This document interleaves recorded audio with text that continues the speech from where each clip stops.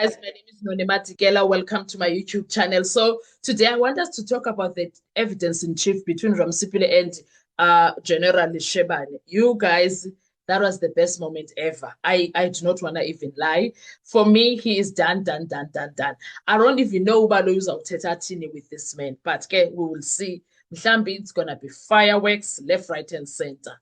Anywho, so what the evidence in chief was really about, that's what we are going to talk about in this video. Ramsipile wasn't just leading a witness, he was building a counter narrative. Instead of focusing narrowly on one incident, the questioning pulled out internal SEPs, communication dynamics, alleged pressure on junior officers like Zungu, the relationship between Brigadier Bongani Gininda and operational members, whether statements were freely made or influenced. Now, that's strategic because once you plant interference or pressure, every statement in the case becomes suspicious. Secondly, what Ramsipile was doing, the core bombshell, the theme, pressure to create a version, okay? Now, the most important thread from Lishebane's evidence, there were concerns raised internally that Constable Zungu was being pressured to align his statement. Even if not framed as a direct accusation in every line, the implication was clear. Zungu allegedly complained about pressure. That pressure was linked upward toward the senior investigators. The integrity of the statements becomes questionable.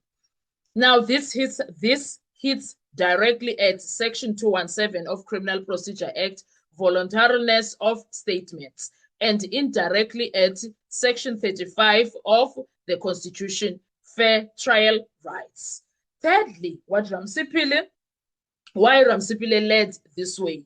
This wasn't random questioning, it's classic defense sequencing. Firstly, steps of Kala, establish internal conflict in SEPs. Second step, suggest statements may not be independent. Thirdly, undermine credibility before cross-examination even begins. So by the time the state objects or cross-examines, the damage is already conceptual. The court is now thinking, can we trust how these statements were created? Number 4, Ramsipile's doings. The state's reaction tells you everything that you need to know.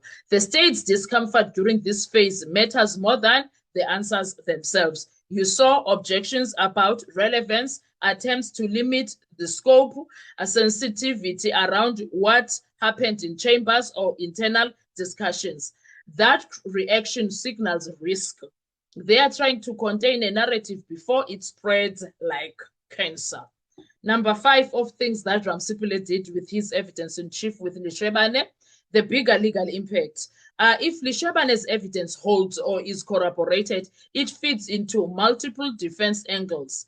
A, statement contamination. If a witness felt pressured, statements may be inadmissible or unreliable. B, chain reaction problem. If one statement is compromised, others linked to it become suspect, especially if taken or influenced by the same officers. C, collapse of investigative neutrality. The defense narrative becomes, this was not an investigation, it was a construction. Do you see what Ramsipile did there? That was our point 5. Number 6 on the things that he did, the real strategic win for Ramza. Even if nothing is immediately struck off, Ramsipile achieved something very powerful. He shifted the case from what happened in 2014 to, can we trust how this case was built? And once a trial moves into that space, the burden on the state becomes much heavier. Now, that is what Ramsipile has done with everything that he was doing with Ubaba Lishebane. I don't care who says what, but the bottom line is, inside SEPSWO was exposed. Lishebane dropped bombs on Gininda and the state case closed. That is what we were looking forward to, and that is what we care about. Ukuthi bona bazizwa kanjani, ngani, bottom line, we saw internal tensions, We introduced possibilities of pressure from uGininda to uZungu. We linked uGininda and team yakhe, the Colgate storage, and now the issue is with the court to connect the dots. If we are funa, mahangafuna yeke, we don't care. Now, that was high-level defense lawyering at its best. Seasoned Gesan. In fact, Rampsipile is the tenderized lawyer, Gesan, at this point. He's not just seasoned. He's a tenderized lawyer. Marinated lawyer. Seasoned, tenderized, and marinated. That is what I can tell you at this point. Because right now, the state is so much under pressure. Is so much under pressure. You can even take a scissor and the tension between Baloyi and Sibanda, not because both of them are fighting, but because they are frustrated. The tension is there by the zinc. Do you understand what is happening there? Now, even when they are objecting, you feel the tension. Someone is getting up to object, but they are tense because the situation is tense. Do you know why they are doing that? Because the line of evidence is dangerous. Yes, it's not loud, it's not dramatic, but it's structurally dangerous. And that is what Rampsipile has done. That is why I said Undanzi has an aura, guys. Undanzi has an aura. But Rampsipile, Nondanzi, take Dim Kesana.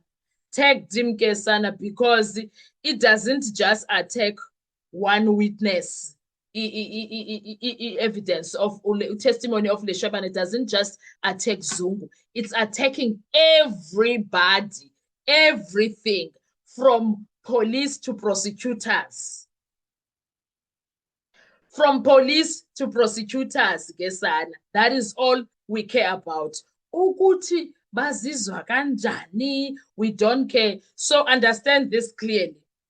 Lishebane's evidence or the evidence in chief, it was about what he opened. A door that the state did not want to be opened. Because once the court starts asking questions, there is nothing that Ubaloyi can do. Those questions are not going to go away. They are sitting there with Judge Ratamu. He has hard decisions to make because the questions are starting from the foundation of the case to the statements to the entire investigation itself. And now he's looking at Gininda sideways because he's like, this man is not asking. You know, to show that Gininda is a liar and the people. Unondende of explanations, long explanations, taking 12 hours to explain one thing, and this man says yes or no, and his explanations are short. His explanations are miniskirts. If you understand what I mean.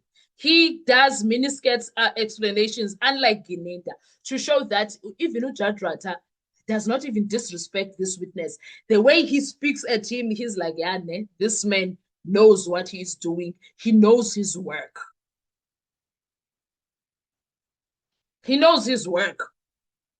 Now, the issue is if the foundation of the case is shaking, it doesn't matter how strong the story sounds, the foundation is shaking. Because in court, a case built on pressure collapses under scrutiny. And now we are scrutinizing the state case. We used to scrutinize it. We daily scrutinize it. But today we are scrutinizing the state case. It's not even funny, guys. Kubi. And now the stress esihleli ulomfana. Istress sakhe. Istress sakhe. Akazazi noma makazithini at this point. Une stress. What are your thoughts when it comes to this? Let's talk in the comment section. I want to hear your views. Thank you so much. Do enjoy your day. Bye-bye.